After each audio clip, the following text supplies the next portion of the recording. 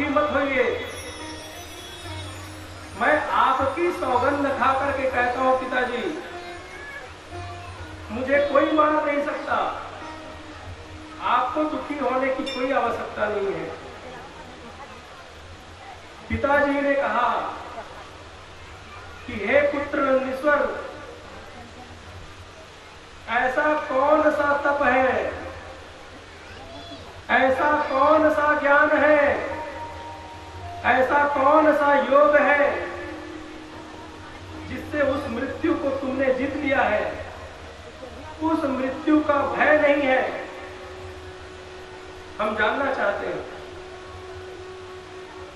नंदीश्वर ने कहा कि हे पिताजी, ना मैं तप करूंगा, ना मैं जप करूंगा, ना मैं योग करूंगा, और ना ही मैं कोई ज्ञान को प्राप्त करूंगा, फिर भी मुझे कोई नहीं मार सकता। पिताजी ने कहा, हे पुत्र, तो तुम क्या करोगे? तो भगवान नंदीश्वर ने कहा, मैं वन में जाऊंगा पिताजी, और वन में जाकर के उस महाकाल का दिव्य भजन करूंगा। उस भजन के प्रभाव से मृत्यु मेरी निकट आ नहीं सकती। मैं उस महाकाल का दिव्य भजन करूंगा जिससे स्वयं मृत्यु भी कांपती है। संसार में हम सभी के मृत्यु के 100 प्रकार के कारण होते हैं। कितने प्रकार के कारण होते हैं? 100 प्रकार के कारण होते हैं। लेकिन 99 प्रकार के ऐसे मृत्यु के कारण है जिसको टाला जा सकता है। एक प्रकार का जो कारण है उसको टालना मुश्किल है, उसका विधान भगवान ने बनाया ही नहीं। लेकिन हमारी मृत्यु के 100 में से 99 प्रकार के जो कारण है उसको हम टाल सकते हैं। उसको टालेंगे कैसे? तो उसको टालने के लिए हमको महाकाल की शरण में जानी होगी। बोलिए महाकाल भगवान की। आज दिव्य भजन नंदीश्वर महाराज जाकर के वन में कर रहे हैं।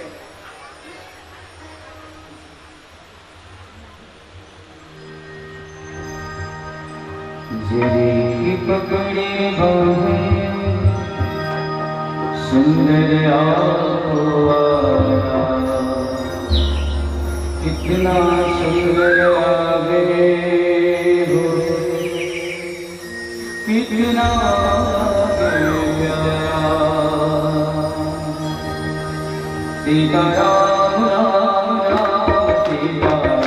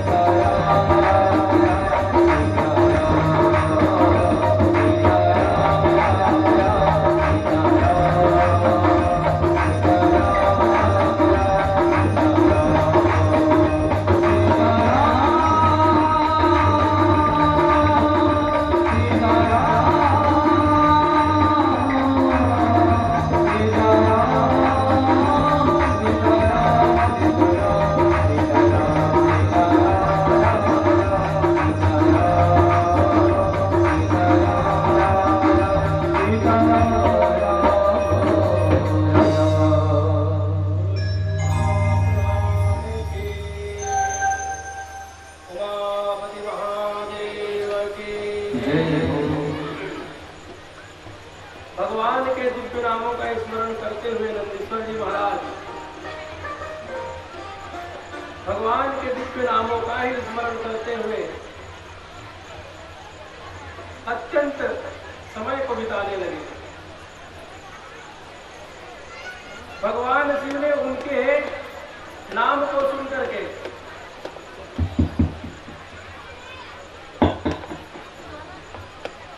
भगवान शिव ने उनके नाम स्मरण मात्र से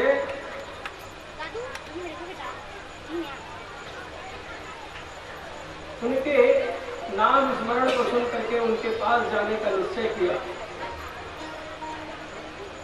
शैलादे वरदोहं ते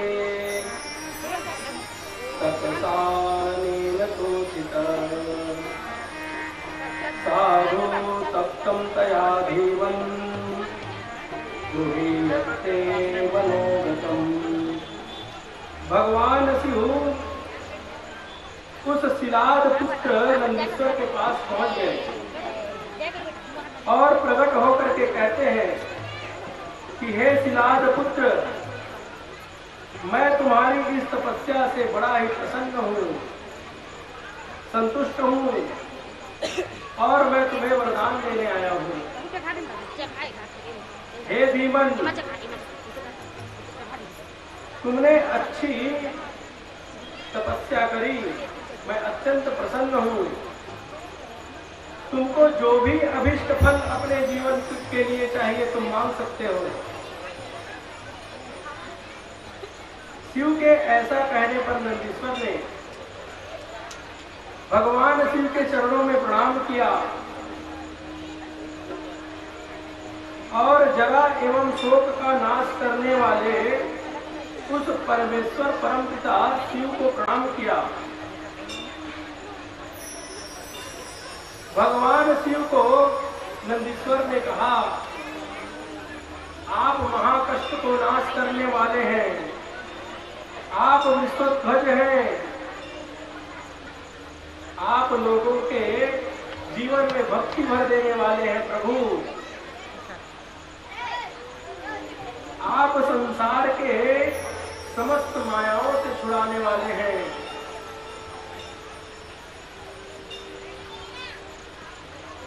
भगवान शिव ने कहा कि हे वत्स, हे महाप्राज्य, तुमको मृत्यु से कभी भय नहीं था।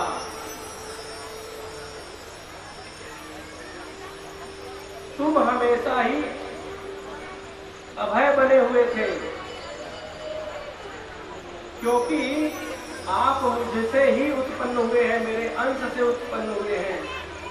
इसलिए हे नंदी, तुम अमर हो, तुम्हारी मृत्यु हो ही नहीं सकती।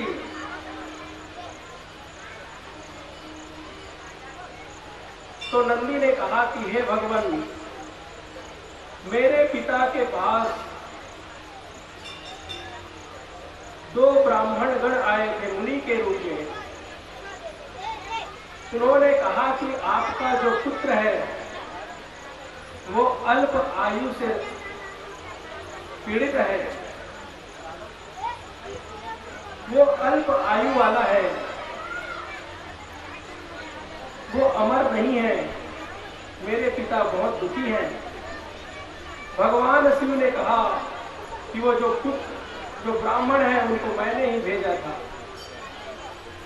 क्योंकि भगवान हमारे जीवन में परीक्षा जरूर लेते हैं। हम कितना भगवान के प्रति श्रद्धा रखते हैं, उनका भगवान समय समय पर परीक्षा लेते हैं। भक्त का जो विश्वास है वो भगवान के प्रति कभी नष्ट नहीं होना चाहिए। शिलाद मुनि ने कठोर तप करके बालक को प्राप्त किया। बालक को प्राप्त करने के पश्चात अल्प आयु होना शिलाद मुनि के लिए दुख का कारण बना। वो चाहते तो भगवान का नाम स्मरण करना बंद कर देते, लेकिन फिर भी भगवान का नाम स्मरण करते रहना कि हम सबके लिए एक सीख सिलाध्वनि दे रहे हैं। किसी भी परिस्थिति में भगवान के प्रति अश्रद्धा, अविश्वास अपने जीवन में प्रकट होने नहीं देना चाहिए। सिलाध्वनि का जो पुत्र था नंदीश्वर, वो भी भगवान की निरंतर तपस्या में ही लग्न थे, भगवान के नामों को ही गा रहे थे। भगवान आज प्रकट होकर के कहते हैं कि हे नंदीश्वर,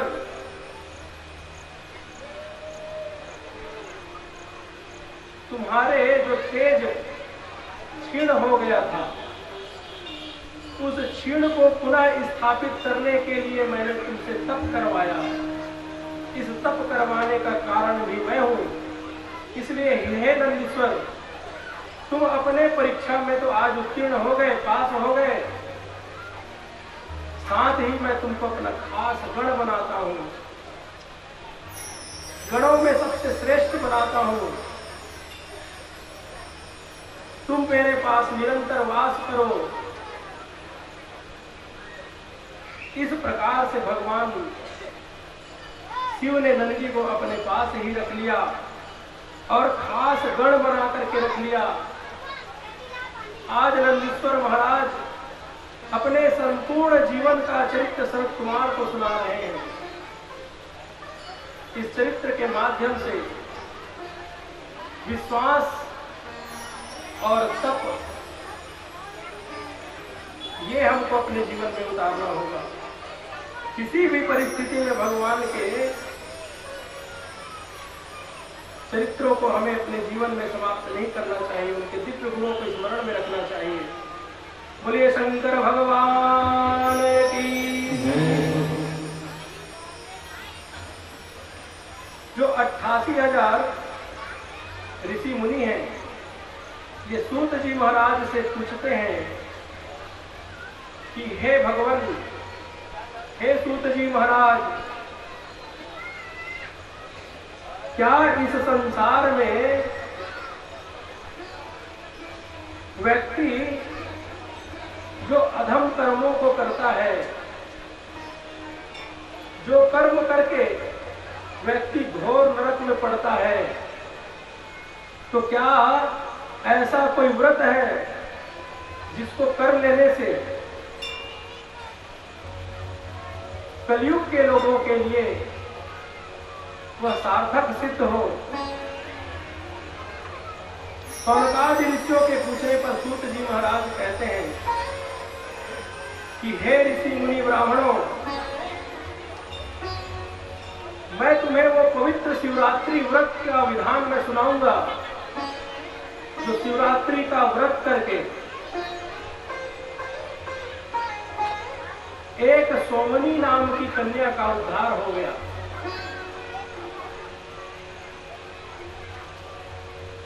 सूत जी महाराज कहते हैं कि हे ऋषि मुनि ब्राह्मणों, बड़े ध्यान से सुनो।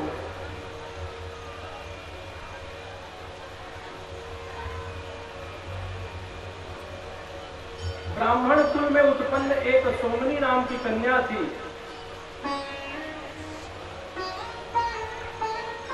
वो कन्या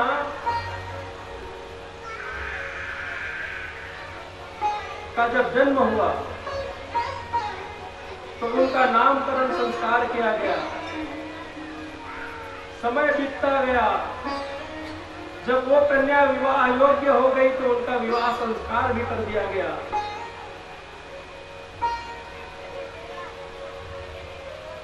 वो जो ब्राह्मण कन्या थी, समय आने पर उनका विवाह भी कर दिया गया। लेकिन दुर्भाग्यवश वो कन्या का विवाह होने के उपरांत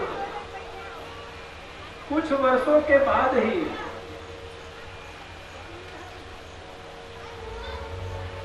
उनकी पति का जो है मृत्यु हो जाती है। वो कन्या युवान थी,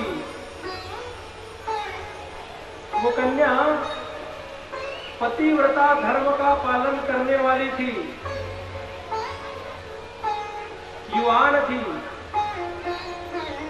सौभाग्य की सुंदरी थी। बहुत ही कम उम्र में वो सोमनी विधवा हो गई। वो जो सोमनी थी वो निरंतर अपने समय को व्यतीत करने लगी, लेकिन कलयुग के प्रभाव से उनका मन मलिन हो गया और वो आस पड़ोस के जो पुरुष हैं उससे वार्तालाप करने लग गई, उनके संपर्क में रहने लग गई। उनके परिवार के जो लोग थे वो उस कन्या को घर से निकाल दिए, क्योंकि हमारे भारतीय संस्कृति में चाहे आप कितना विद्वान हो, चाहे आप कितना धनवान हो, चाहे आप कितना ऐश्वर्यवान हो, चाहे आप कितना बड़ा प्रतापी क्यों ना हो, लेकिन हमारी भारतीय संस्कृति में जिसका चरित्र बिगड़ गया हो उसको यह समाज स्वीकार नहीं करता। आज सोमनी को उसके घर परिवार के लोग, उनके जो कुल के लोग हैं वो उनको निकाल दिए, घर से बाहर कर दिए। सोमनी को रहने के लिए कोई स्थान नहीं दिया। सोमनी जंगल में चली गई, जंगल में, और जंगल में जाकर के कोलभील के नगर में चली गई। उस कोलभील के नगर में एक किरात रहता था। वो किरात के साथ वो रहने लगी। वो किरात उसको अपनी पत्नी बना लिया और पत्नी बना करके रहने लगे। बहुत समय बीत गया, धीरे धीरे सोमनी का भी स्वभाव परिवर्तित होने लगा। कहां ब्राह्मण कुल में जन्मी हुई वो कन्या आज किरात के साथ में रह रही है, किरात के पत्नी के रूप में रह रही है। हमारे जीवन में जितना उत्कर्ष हमारे सामने आता है उतना ही हमारा पतन भी होता है। इसलिए संसार में हमको कष्ट पा लेना चाहिए, लेकिन अपने आचरण को संभाल करके रखना चाहिए। आज वो सोमनी का इतना पतन हो गया कि वो किरात के साथ रहने लगी। किरात का जो भोजन था वो अशुद्ध था। किरात मांसाहार को करता था, मद्यपान करता था, पशु पक्षियों को मारता था और मार करके उस मांस को खाता था। आज सोमनी भी उनके साथ रहते रहते मांस भक्षण करने लग गई, मद्यपान करने लगी। अपने सभी संस्कारों को वो छोड़ते गई, भूलते गई। एक दिन रात्रि का समय था। रात्रि के समय में घनघोर अंधेरा, और जो किरात था वो शिकार करने के लिए कहीं गए हुए थे बाहर। सोमनी घर में अकेली थी। रात्रि का समय था, किरात आया नहीं। सोमनी भूख से व्याकुल थी और मद्यपान की हुई थी, अत्यंत नशे में थी। रात्रि का समय था, वो सोमनी भूख से व्याकुल थी।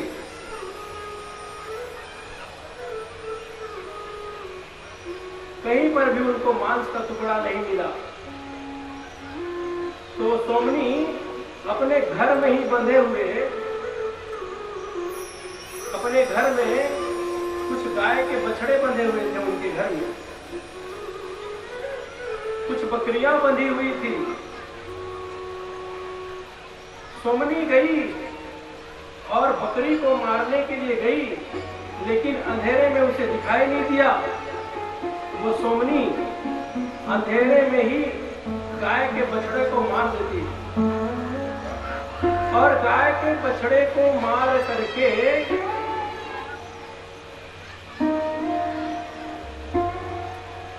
उसको भोजन करने के लिए तैयार करती है। उसी समय आकाश मंडल से बिजली कड़कती है और बिजली जब कड़कती है तो एक दिव्य प्रकाश होता है।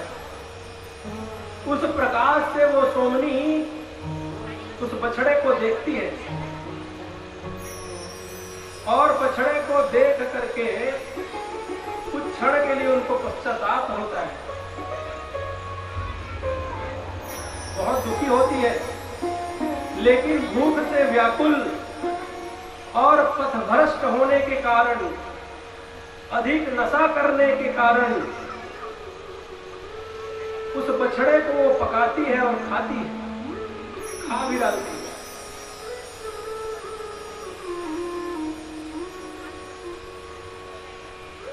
खाने के बाद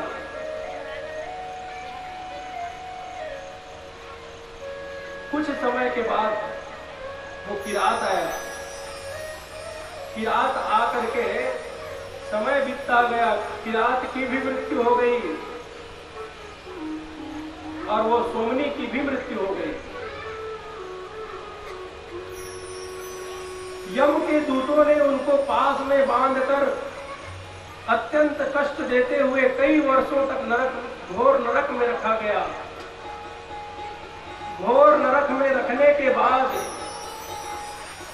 उस कर्मदंड के प्रभाव से वो सोमनी का जन्म हुआ। देखिए,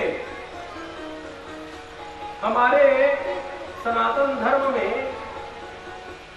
पूर्व जन्म जो शब्द है, वो पूर्व जन्म का जो शब्द है वो हमको कैसे जीवन जीना चाहिए कि हमको शिक्षा प्रदान कर रहा है कि उस सोमनी ने जो दुष्कर्म किया था उसका प्रभाव आप सभी महसूस कर सकते हैं। जब वो सोमनी का दोबारा जन्म हुआ तो वो सोमनी एक चंडाल के गर्भ से पैदा हुई।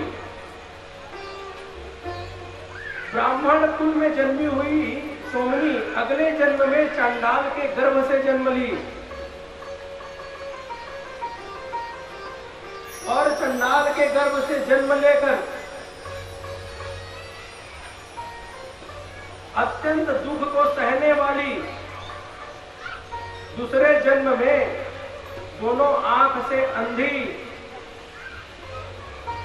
शरीर में अनेकों प्रकार के रोग, लंगड़ा करके चलने वाली, भयानक मुख वाली,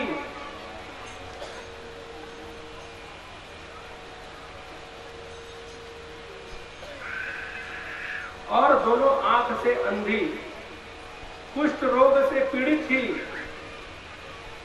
ऐसा उनका जीवन रहा दूसरे जन्म में। जैसे ही उनका जन्म हुआ कुछ क्षण के पश्चात ही उनकी मां की मृत्यु हो गई। 2-4 वर्षों के बाद उनके पिता की भी मृत्यु हो गई। वो कन्या अपने जीवन को व्यतीत करने के लिए भिक्षाटन करने लगी, भिक्षा मांगने लगी, भीख मांग करके खाने लगी। उनका जीवन कितना कष्टमय जी रही है। वो शरीर उनका कुष्ठ रोग से पीड़ित है, दोनों आंख से अंधी है, पैरों से वो लंगड़ाती है और हाथ में कटवा लेकर के भिख मांगती है। कभी मिलता है, कभी नहीं मिलता है। अत्यंत दुखों को भोग रही वो सोमनी अपने जीवन को व्यतीत कर रही है।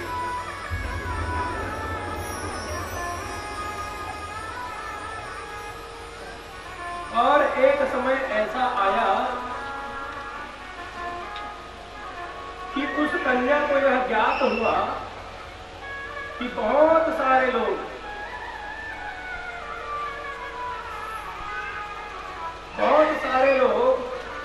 गोकर्ण क्षेत्र की ओर जा रहे हैं। गोकर्ण क्षेत्र में जाकर के स्नान कर रहे हैं, अनेकों पूजा पाठ यज्ञ अनुष्ठान हो रहे हैं। एक मेला जैसे वहां वातावरण है। तो वो सोमनी सोच करके मन में सोचती है कि अगर मेरे को अगर कोई सुविधा जम जाए तो मैं उस गोकर्ण क्षेत्र में पहुंच जाऊं। लेकिन सौभाग्य से वो सोमनी गोकर्ण क्षेत्र में भी पहुंच गई। गोकर्ण क्षेत्र में पहुंच करके वो सोमनी भिक्षा मांगने लगी। लेकिन उस सोमनी को दिन भर में कोई भिक्षा नहीं मिली। उनका शरीर अत्यंत दुर्बल हो चुका था, भूख और प्यास से अत्यंत व्याकुल हो चुकी थी। उनके शरीर में प्राण शायद बहुत कम ही समय के लिए बचे थे। उसी समय की बात है, कुछ लोग वहां पर शिवरात्रि का व्रत करने के लिए आ रहे थे। महाशिवरात्रि का पवित्र दिन था। सब अपनी अपनी पूजाओं में लगे हुए थे, सब व्रत कर रहे थे। लेकिन वो सोमनी भिक्षा मांग ही रही थी, लेकिन उसको भिक्षा भी नहीं मिली। फिर किसी एक भक्त ने उनके पात्र में एक बिल्वपत्र उनके पात्र में डाल दिया। वो सोमनी देखती है कि इस पात्र में क्या है, कुछ खाने का चीज हो, उसको मैं खा करके अपने शरीर को पुष्ट करूंगी। लेकिन जैसे ही देखा तो बिल्व का पत्र था। उस बिल्व पत्र को वो सोमनी हाथ में लेकर के फेंक देती है, अपने से दूर कर देती है। और वो बिल्व पत्र, वो गोकर्ण क्षेत्र ऐसा था कि संपूर्ण क्षेत्र में शिवलिंग ही शिवलिंग बने हुए थे। जैसे ही उन्होंने उस बिल्व पत्र को फेंका, वो शिवलिंग पर जाकर के गिरा। और शिवलिंग पर जैसे ही वो बिल्व पत्र गया, भोले बाबा प्रसन्न हो गए। और जैसे ही रात्रि का समय हुआ,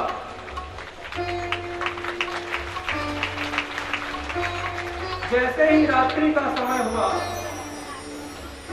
भूख से व्याकुल हुआ कन्या, दिन भर तो उनका उपवास ही था जब कुछ उनको नहीं मिला।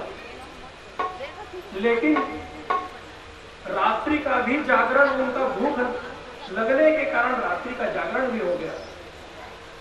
कहने का अर्थ यह है कि रात्रि का जागरण करने से उनको शिवरात्रि में रात्रि जागरण करने का भी फल मिल गया और भोले बाबा में बिल्व पत्र अर्पण करने का भी फल मिल गया। अत्यंत दुर्बल हो चुकी वह कन्या वहां से निकल करके जा रही थी और जैसे ही वहां से निकली, एक ठोकर लगी और ठोकर लगते ही उनका सिर किसी वस्तु में टकराया और वहीं उस कन्या का उद्धार हो गया। वो कन्या जैसे ही वहां पर गिरी, वैसे ही उनकी मृत्यु हुई। वहीं पर भगवान शिव के पास दिव्य रूपों में प्रकट हो गए और प्रकट होकर के वो कन्या को भगवान शिव के समीप ले गए। कितने दयालु भगवान शिव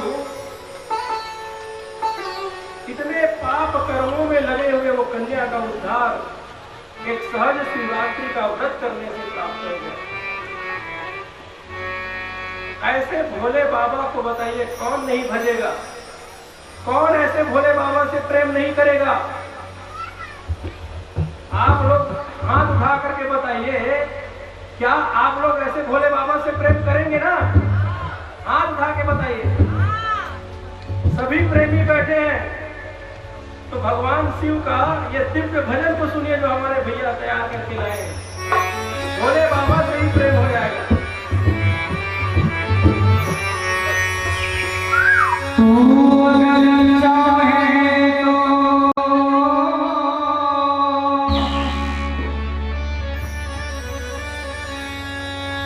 खंडहर को मीनार बना ले।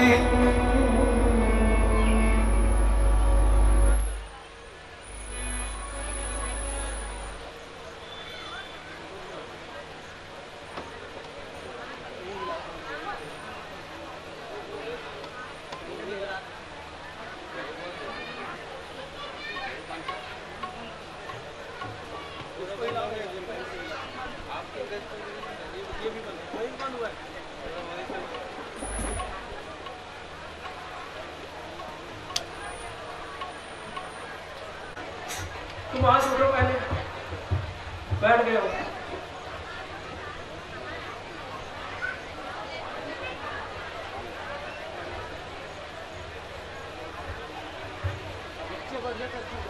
अरे बंद कर करें मारते।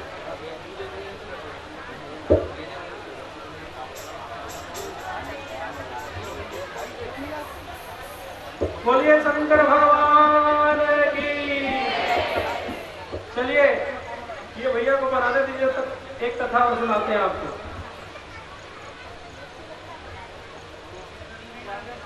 आप लोगों ने कथा में सुना कि जब भगवान विष्णु और ब्रह्मा जी का युद्ध हुआ,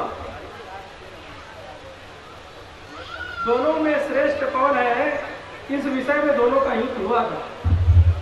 उस समय प्रथम पूज्य बनने के लिए ब्रह्मा जी महाराज केतकी पुष्प को अपने साथ में लेकर के झूठ का सहारा लिया, जिसके कारण भगवान शिव ने काल भैरव को प्रकट करके ब्रह्मा जी का 5 मुख था, उसमें से एक मुख को कटवा दिए थे, काट दिए थे। तो काल भैरव को ब्रह्म हत्या लगा। काल भैरव को जब ब्रह्म हत्या लगा तो अत्यंत दुख से पीड़ित होकर के वो काल भैरव नारद जी के पास गए। नारद जी ने कहा कि इनका जो उपाय है वो तो भगवान शिव ही बता सकते हैं। तो काल भैरव भगवान शिव के पास गए और काल भैरव को जो ब्रह्म हत्या लगा था वो कैसा ब्रह्म हत्या था? आज जो ब्रह्म हत्या लगता है लोगों को वो दिखाई नहीं पड़ता, लेकिन जब ब्रह्म हत्या भैरव को लगा तो ब्रह्मा जी का जो सिर है वो काल भैरव के एक उंगली में चिपक करके रह गया। वो जहां पर जावे ब्रह्मा जी का वो सिर दिखे, लोग कहे कि ये ब्रह्म हत्यारा है। ब्रह्म हत्यारा है तो काल भैरव दुखी रहने लगा। भगवान विष्णु एक दिन भैरव से कहते हैं कि हे भैरव, आप स्वयं भगवान शिव के ही अंश हैं, आप भगवान शिव ही हैं। आप अगर मुझे आज्ञा दो तो मैं इस ब्रह्म हत्या से तुमको छुड़ा सकता हूं। ब्रह्महत्या से छुड़ा सकता हूं, लेकिन देख भैरव ने कहा देखना रे कि हे विष्णु, मैं भगवान शिव के पास जा रहा हूं और भगवान शिव की जो आज्ञा होगी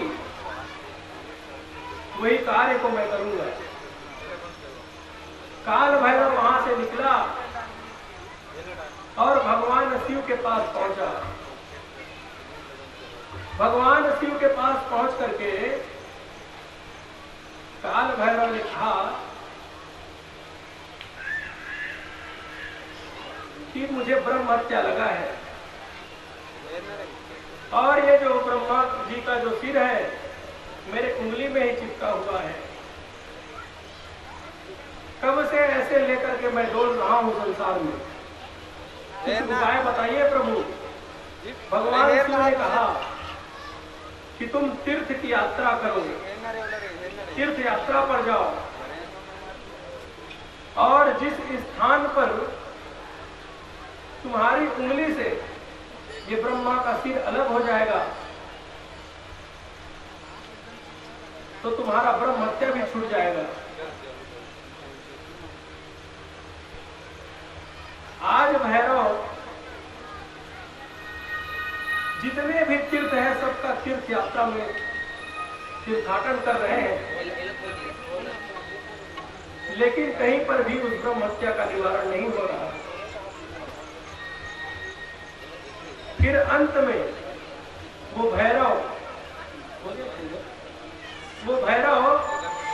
काशीपुरी में पहुंचा और जैसे ही वो भैरव काशीपुरी में पहुंचा तो ब्रह्मा का जो सिर था वो उंगली से हट करके नीचे गिर गया और काल भैरव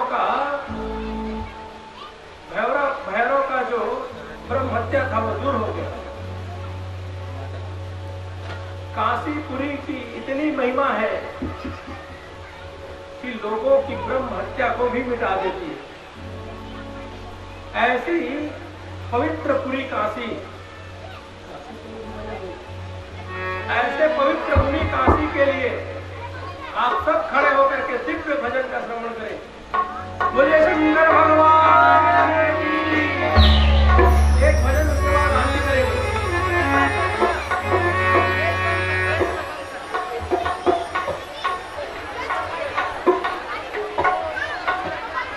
बोलिए शिव महापुराण की। काशीपुर जाऊंगी सखी, काशीपुर जाऊंगी, काशीपुर जाऊंगी सखी, काशीपुर जाऊंगी। मेरे उठे मेरा बनी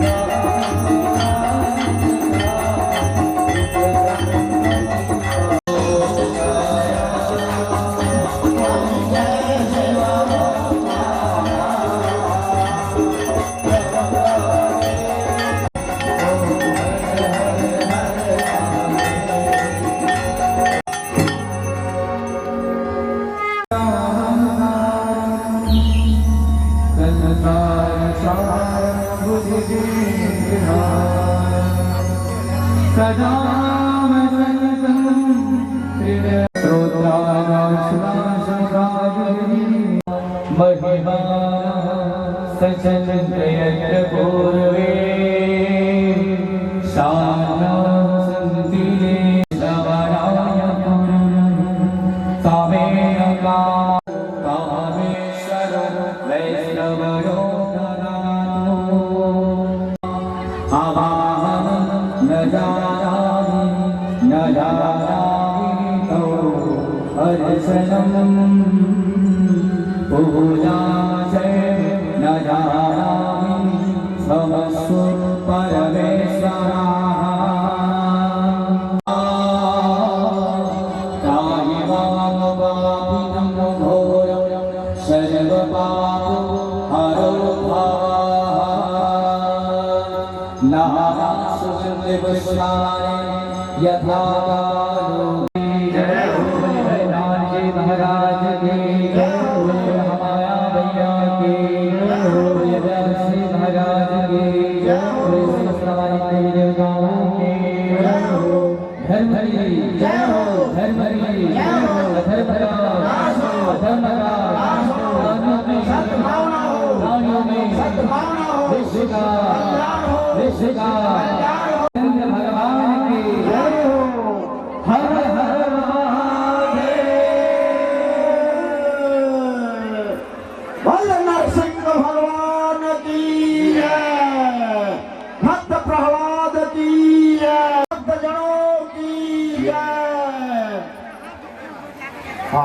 कल जन्मोत्सव कार्यक्रम है और शांति से बढ़िया प्रसाद वितरण करो सब लोग मिले कहीं आज भगवान वक्ता राजस्थान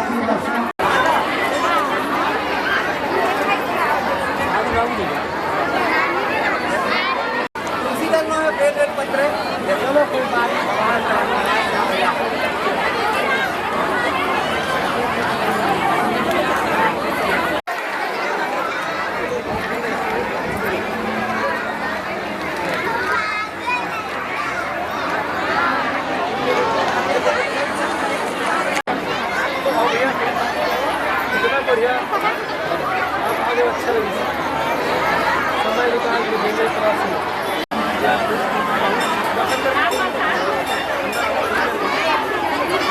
दर्शन वगैरह करके ना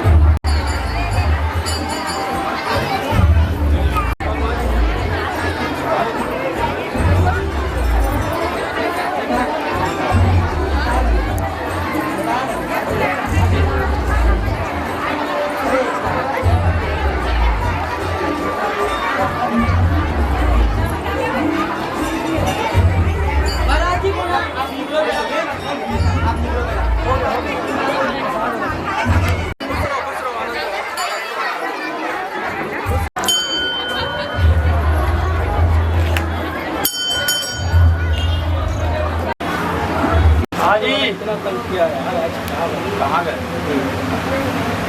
कौन सा मन लगा दादा दादा आओ ना आओ सब चल रहा कुछ नहीं